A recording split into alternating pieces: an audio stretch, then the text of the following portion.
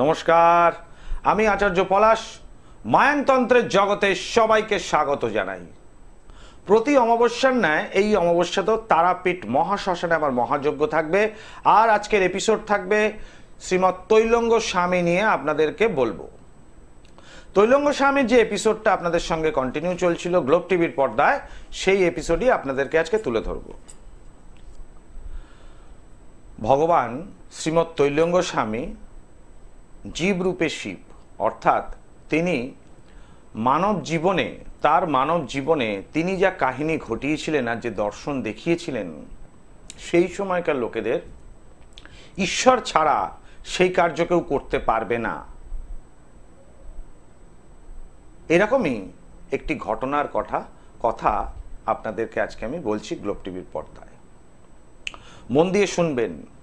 ভারতবর্ষের সাধক এবং তাদের জীবন কাহিনী এবং তাদের বাণী, অবশ্যই আজকে শ্রীমৎ পরমহংসদেব রামকৃষ্ণের একটি বাণী আপনাদেরকে এই এপিসোডেই দেব। তার আগে আমি শুরু করছি তৈলঙ্গ স্বামীর সেই মহান ঘটনা যেটা ঘটেছিল প্রয়াগ নদী তীরে। নর্মদার কাছে মার্কেন্ডেয় ঋষির আশ্রমে তৈলঙ্গ স্বামী 8 বছর কাটিয়েছিলেন। এই 8 বছর কাটানোর পর তিনি এসে উপস্থিত হন প্রয়াগের কাছে। সেই দিন তিনি নদীঘাটের কাছে বসে আছেন প্রয়াগের তটে, ত্রিবেণী সঙ্গমে। বৈশাখ মাস, প্রখর রৌদ্রের তেজ, মধ্যাহ্নকালীন সময়। সেই সময় হঠাৎ করে দেখা যায় মেঘের ঘনঘটা, চারিদিক অন্ধকার হয়ে আচ্ছন্ন হয়ে যায়। রামতারণ ভট্টাচার্য নামে এক পণ্ডিত, মহান পণ্ডিত, সেই সময় বাঙালি পণ্ডিত, উত্তরপ্রদেশের প্রয়াগে তিনি থাকতেন এবং সেই সময় তিনি বিশেষ কারণে ত্রিবেণী সঙ্গমে উপস্থিত হন। স্বামীজির সাথে তার আলাপ অতি অবশ্যই হয় এবং তিনি স্বামীজির কাছ থেকে তার জ্ঞান এবং বাণী শোনার পর দীক্ষা নেবেন বলে মনস্থির করলেন। এই বৈশাখ মাসের একদিনের ঘটনার কথা আপনাদেরকে। মধ্যাহ্নকালীন সময় ত্রিবেণী তটে, প্রয়াগ তটে বসে রয়েছেন প্রখর রৌদ্রে শ্রীমৎ তৈলঙ্গ স্বামী। রামতরণ চট্টোপাধ্যায় লোকালয়ের ছায়া স্থান থেকে, যেখানে ছাওয়া আছে এরকম স্থানে তিনি বসে তিনি দেখছেন যে ভগবান তৈলঙ্গ স্বামী তিনি এত প্রখর রৌদ্রে কি করে বসে থাকতে পারেন ওই স্থানে। তার কিছুক্ষণ পরেই চারিদিক অন্ধকার হয়ে মেঘাচ্ছন্ন হয়ে গেল। রামতারণ ভট্টাচার্য মনে করলেন হয়তো এটা স্বামীজির যোগ বলেই ঘটেছে, প্রখর রৌদ্রকে তিনি আটকে দিলেন। কোনো দিকে কোনো রকম পূর্বাভাস নেই, অথচ এত কালো কালো বুনো মেঘ কোথা থেকে সেই স্থানে এসে সূর্যকে ঢেকেই দিল। তার মাঝে মেঘের পাশ থেকে মাঝে মাঝে সূর্যরশ্মি অতি অবশ্যই দেখা যাচ্ছে। সেই সূর্যরশ্মি যার ওপর পড়ছে সেটা প্রচণ্ড তীক্ষ্ণ হয়ে ওঠে।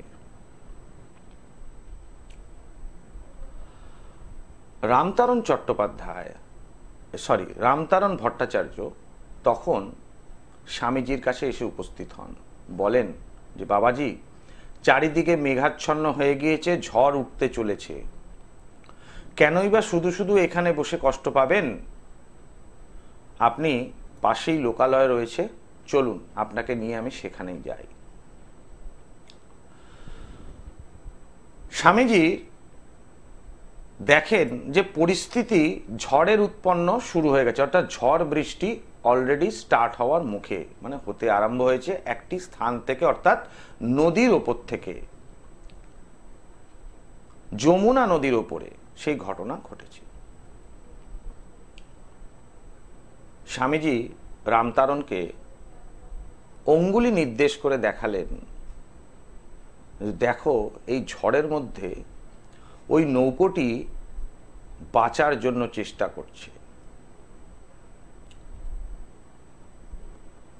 রামতারণ স্বামীজিকে অনুরোধ করলেন, বাবা এই ঝড়ে এই বৃষ্টিতে আপনার কষ্ট হবে। স্বামীজি বলেন যে আমার কষ্ট হয় না, আমার ভয় নেই, কোনো কিছুতেই আমার কিছু হয় না, আমার কোনো ক্ষতি হয় না, আমার কেউ ক্ষতিও করতে পারবে না।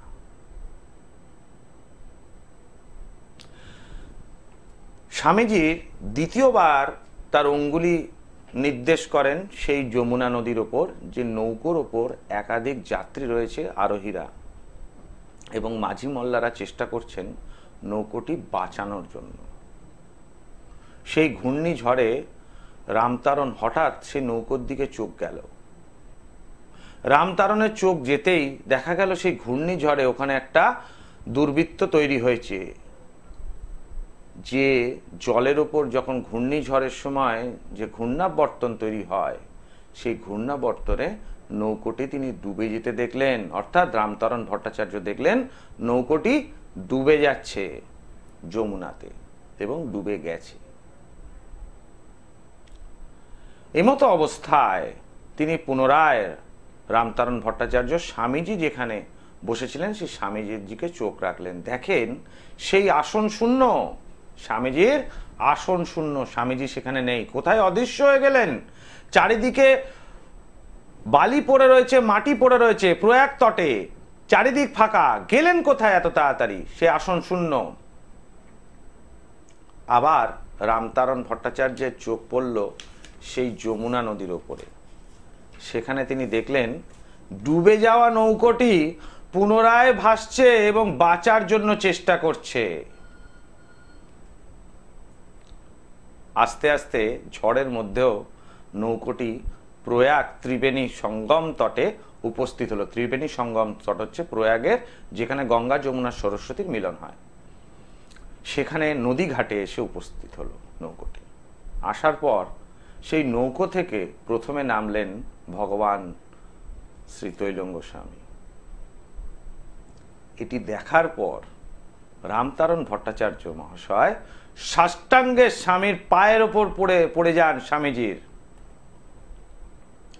এবং নৌকোয় যারা আরোহী এবং মাঝি মোল্লারা তারাও অবাক হয়ে যান যে এই পুরুষ, এই সিদ্ধ পুরুষ উলঙ্গ স্বামীজি কি করে নৌকোতে এলেন? তারা তো আহরণের সময় কেউই নৌকো এই ছিলেন না, ইনি তাহলে ইনি নৌকোয় এলেন কিভাবে? সবাই অবাক। রামতারণ ভট্টাচার্য তখন স্বামীজির কাছ থেকে দীক্ষা তো অবশ্যই নেন এবং তার এই কাহিনী, ঘটনা প্রয়াগের প্রতিটা লোকের মুখে ছড়িয়ে দেন এই অলৌকিক ঘটনা এবং কাহিনী। রামতারণ ভট্টাচার্য বাবাজিকে জিজ্ঞেস করেন যে স্বামীজি, এইরূপ ঘটনা কিভাবে আপনি ঘটাতে পারলেন? স্বামীজি তাকে একটাই কথা বলেন, প্রত্যেকটা মানুষের মধ্যে এই ক্ষমতা রয়েছে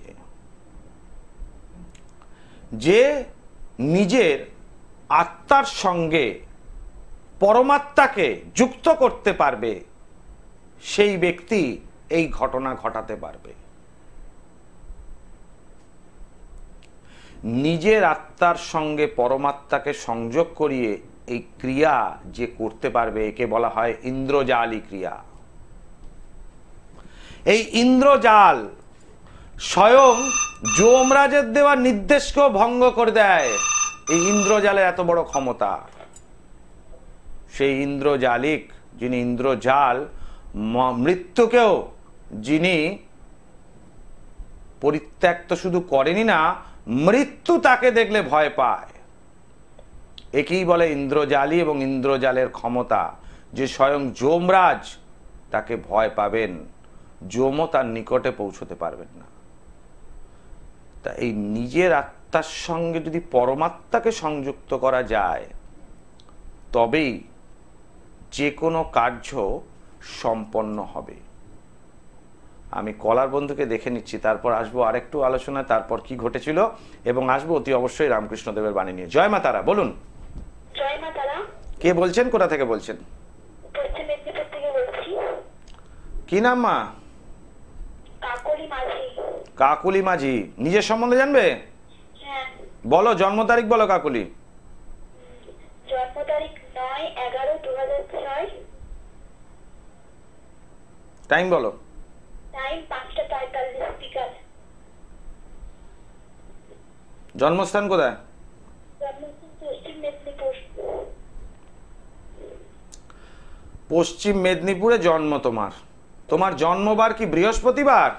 হ্যাঁ। প্রশ্ন করো, কি প্রশ্ন? আমার ক্যারিয়ার সম্বন্ধে প্রশ্ন। কেরিয়ার সম্বন্ধে। কি করছো মা? আমি উচ্চ মাধ্যমিক দিয়েছি। দিয়েছো? পরীক্ষার রেজাল্ট বেরিয়ে গেছে তো? না, এখনো বেরোয়নি। বেরোয়নি।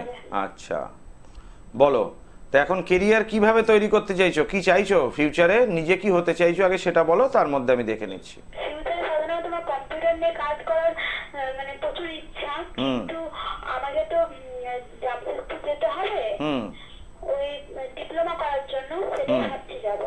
আচ্ছা, এইবার তুমি কি সায়েন্স নিয়ে পড়েছো?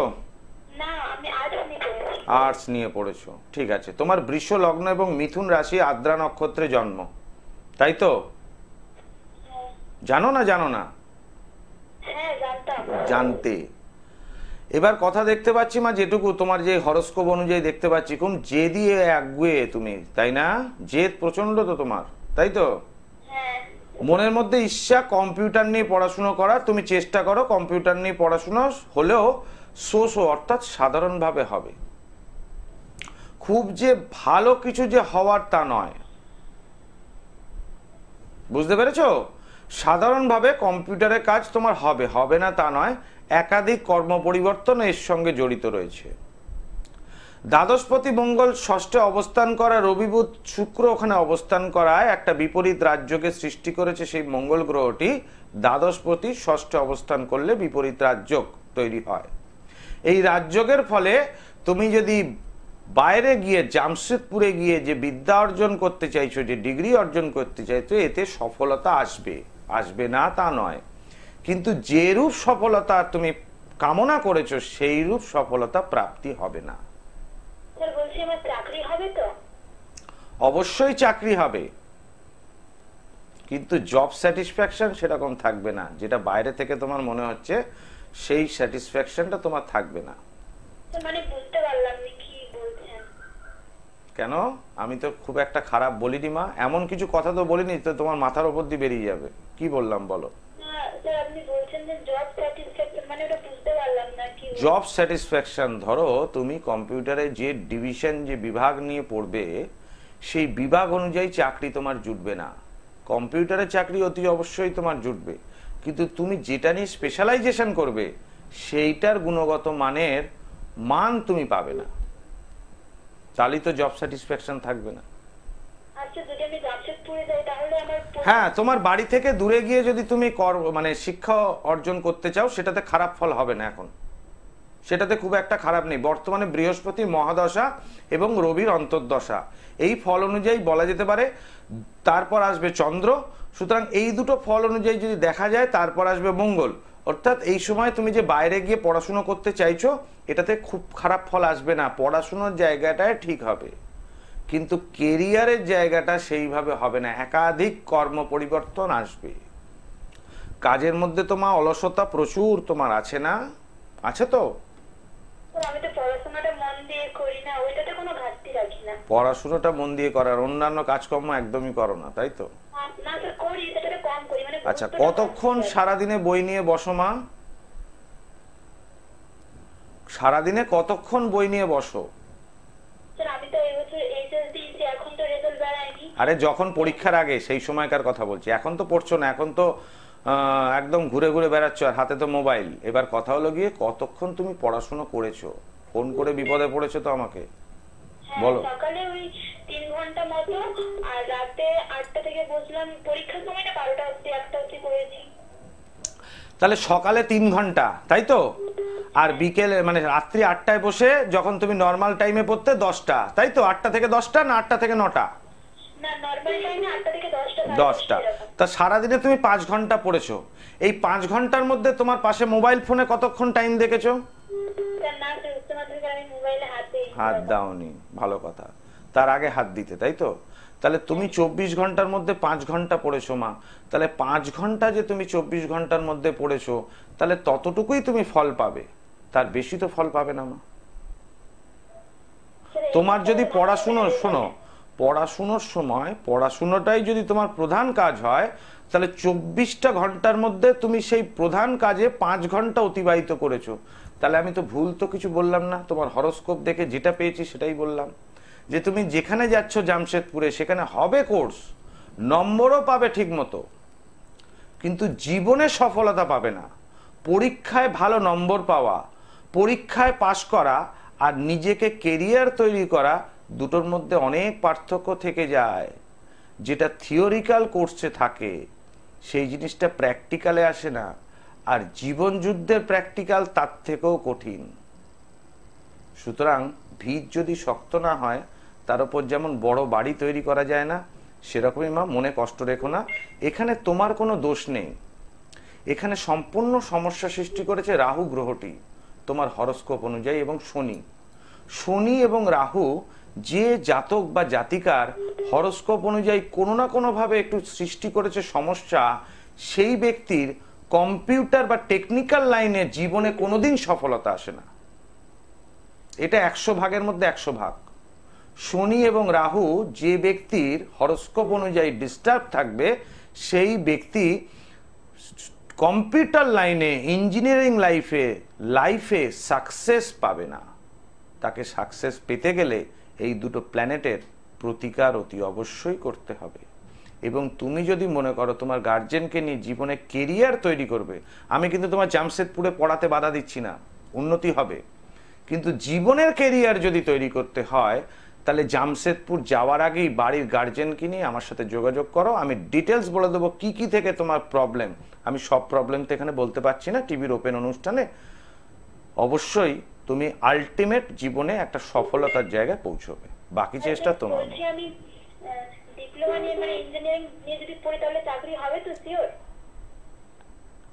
প্রথমে নিজের সিদ্ধান্ত নাও মা, নিজে কি করবে, রেজাল্টটা বেরোনোর পর নিজের সিদ্ধান্ত নাও, বাড়ির লোকের সাথে আলোচনা করো, তারপর আমার পরামর্শ লাগলে অতি অবশ্যই আমাকে যোগাযোগ করবে, কেমন? জয় মাতা। মনের মধ্যে যদি দুরকম ভাবনা থাকে, এটা না হলে ওটা, ওটা না হলে ওটা, কোনোটাই হবে না। ওই জন্য মনকে স্থির করতে হবে, যে সিদ্ধান্ত একটা জায়গায় আসতে হবে। একজন সাধক হতে গেলে তার প্রথম কোয়ালিটি থাকতে হবে মাইন্ড অফ পাওয়ার, অর্থাৎ মনের জোর, যে আমি এটা করব, এবং 100% সেই শক্তি দ্বারা অর্ধেক কার্য সম্পন্ন হয়। এই যে রামতারণ ভট্টাচার্য যখন স্বামীজিকে তার এই অলৌকিক ঘটনার কথা বললেন, যে তিনি কিভাবে ঘটালেন, তখন স্বামীজি বলেন এই অলৌকিক শক্তি মানুষও লাভ করতে পারে। তার জন্য প্রধান এবং প্রথম কাজ হচ্ছে মেডিটেশন, এবং নিজের আত্মাকে পরমাত্মার সঙ্গে বিলীন করতে হয়। প্রতিটা মানুষের মধ্যে, এটা আমার কথা না কিন্তু, আমি তৈলঙ্গ স্বামীর কথা বলছি, আমি তৈলঙ্গ স্বামীর কথাই আমার মুখ থেকে বলছি। প্রত্যেকটা মানুষের শরীরে একটা শক্তি আছে, ঐশ্বরিক শক্তি। যে নিজের ঐশ্বরিক শক্তি সন্ধান করতে পারবে এবং তার সঠিক প্রয়োগ করতে পারবে, সেই এই কার্য ঘটাতে পারবে। তাহলে এই যে সাধকদের, অর্থাৎ আপনারা যারা টিভি অনুষ্ঠান দেখেন, বিভিন্ন জ্যোতিষীর, বা ইউটিউব, ফেসবুক এখন তো রয়েছে প্রচুর, এরকমও দেখেন, অ্যাস্ট্রোলজার বা নিউজ পেপারও দেখেন, আপনার সমস্যা যখনই হবে সেই সমস্যার সমাধান কিন্তু তখনই করতে হবে। সমস্যা ফেলে রাখলে সমস্যা বাড়ে। এবার কার কাছে গিয়ে আপনি সমস্যার সমাধান করবেন সেটা আপনার সিদ্ধান্ত। সেই সিদ্ধান্তে আপনি কতটা সফলতা পাবেন সেটাই আপনার গ্রহগত পজিশন থেকে প্রাপ্তি থাকে। যেমন ধরুন আপনার খারাপ সময়, এবং আপনার খারাপ সময় এতখানি খারাপ যে তৃতীয় ব্যক্তি দ্বারা তার ওপর ক্ষতি করা আছে, অর্থাৎ planetary disturbance plus third person কেউ আপনার ক্ষতি করে রেখেছে, সেই ব্যক্তি 1000 চেষ্টা করে তবে আমার কাছে পৌঁছয়। কি বললাম? 1000 চেষ্টা করে আমার কাছে পৌঁছয়, 100 চেষ্টায় হয় না। এবং সাধকদের যে বাণী আপনাদের টিভির অনুষ্ঠানে তুলে ধরছি, তার মানেই হচ্ছে ধরে নিতে হয় আমার মধ্যে সেই সাধনার 1%ও থাকে, যার জন্য জ্যোতিষটা আমার পেশা। আমি ফিজ নিয়ে দেখি, শুধু টিভিতেই ফ্রি কনসালটেন্সি দিই, আদারওয়াইজ ফিজ নিয়ে চেম্বারে দেখি। কিন্তু তন্ত্রটা আমার কাছে সাধনা, ওই জন্য সমস্যার সমাধান কিন্তু আগে করি, তারপর মূল্য নিই। জয় মা তারা। হ্যাঁ, কে বলছো? নমস্কার, বলো। হ্যাঁ, আমি আপনার প্রোগ্রাম সব সময় দেখি। সব সময় দেখো? বাবা, হ্যাঁ, কিন্তু কখন দেখো মা? লাইনটা পেলাম। একদম তো টিভি সিরিয়াল দেখো না, তুমি শুধু জ্যোতিষী দেখো, কোনটা? না, সিরিয়ালটা আমি কমই দেখি। তাহলে দিদি নাম্বার 1 আর সাধক রামপ্রসাদ সিরিয়ালের পরই তো আমার অনুষ্ঠান শুরু হয় গ্লোব টিভিতে, তাই তো? এই দুটো দেখি। হ্যাঁ, আচ্ছা, বলো তোমার জন্ম তারিখ, বলো। জন্ম তারিখ আছে? না, আমি হাজবেন্ডের সম্পর্কে জানতে। আচ্ছা, হাজবেন্ডের নাম কি? হ্যাঁ, রণজিৎ কুন্ডু। রণজিৎ কুন্ডু। একটু তাড়াতাড়ি ওর জন্ম তারিখটা বলো, কন্ট্রোল রুম থেকে বলছে, টাইম নেই, বলো। 30/4/1978। 30/4/1978, টাইম বলো। আর টাইম হচ্ছে রাত 12টা 32 AM, শনিবার। শনিবার জন্মবার। জন্মস্থান কোথায়? আসাম। আসামে জন্মস্থান। হ্যাঁ, শনিবার জন্মবার, আসামে জন্মস্থান, ঠিক আছে। এইবার প্রশ্ন কি বলো মা আমাকে? আমি একটু বুঝছি, একটু স্বামীর হাজবেন্ডের একটু ব্যবসা বাণিজ্য সম্পর্কে কত উন্নতিটা হবে, ভালো হবে। কি ব্যবসা করছে মা? হ্যাঁ, কি ব্যবসা? কিসের ব্যবসা? ওই জুয়েলারি হোলসেলার। Jewellery wholesaler. এটা আগে ভালো ছিল, এখন চলছে না, এরকম কি? হ্যাঁ হ্যাঁ হ্যাঁ, আগে খুব ভালো ছিল। আগে ভালো ছিল, এখন চলছে না। দেখো মা, এখন যেটুকু দেখতে পাচ্ছি বর্তমান যে দশা দিয়ে যাচ্ছ, সেই দশা বৃহস্পতি এবং রাহু অর্থাৎ গুরুচণ্ডালের দোষ তৈরি হয়েছে। এটা লকডাউনের পর থেকে একটা বৃহস্পতি মঙ্গলের যোগ ছিল, তখন থেকে ব্যবসা পড়তে আরম্ভ করেছে, হয়নি? লকডাউন থেকে তো পড়তে আরম্ভ করেছে। এখন ব্যবসাটা খারাপের দিকে কেন? এই গুরুচণ্ডাল দোষের দশার পর তোমার স্বামীর ব্যবসা পরিবর্তন না করলে এই মুহূর্তে আর জীবনে দাঁড়াতে পারবে না। খুব খারাপ অবস্থা মা, কারণ ব্যবসা পরিবর্তন যদি না করো, এই ব্যবসা শেষের দিকে চলে যাচ্ছে ক্রমশ। আচ্ছা বলছি, তাহলে কি করতে হবে? এর জন্য মা, টাইম তো শেষ হয়ে গেছে, নাহলে তোমার সাথে আরেকটু কথা বলা যেত, সময় একদম শেষ হয়ে গেছে। তবু চেষ্টা করো, স্বামীর সাথে আলোচনা করো, সেরকম হলে চেম্বারে বা অনলাইনে আমার সাথে একটু যোগাযোগ করে নেবে। জয় মা তারা। আমি রামকৃষ্ণদেবের একটা বাণী আপনাদেরকে বলি, তুলে ধরি, কারণ সময় শেষের দিকে।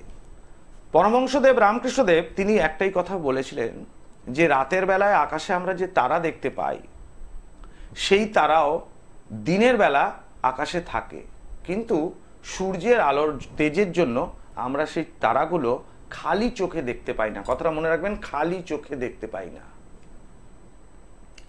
তাই বলে কি আকাশে দিনের বেলায় তারা থাকে না? ওনার প্রশ্ন এটাই, যে ঈশ্বর অবশ্যই বর্তমান আছেন, কিন্তু তাদেরকে আমরা খালি চোখে দেখতে পাই না। তার মানে এই নয় যে ঈশ্বর নেই।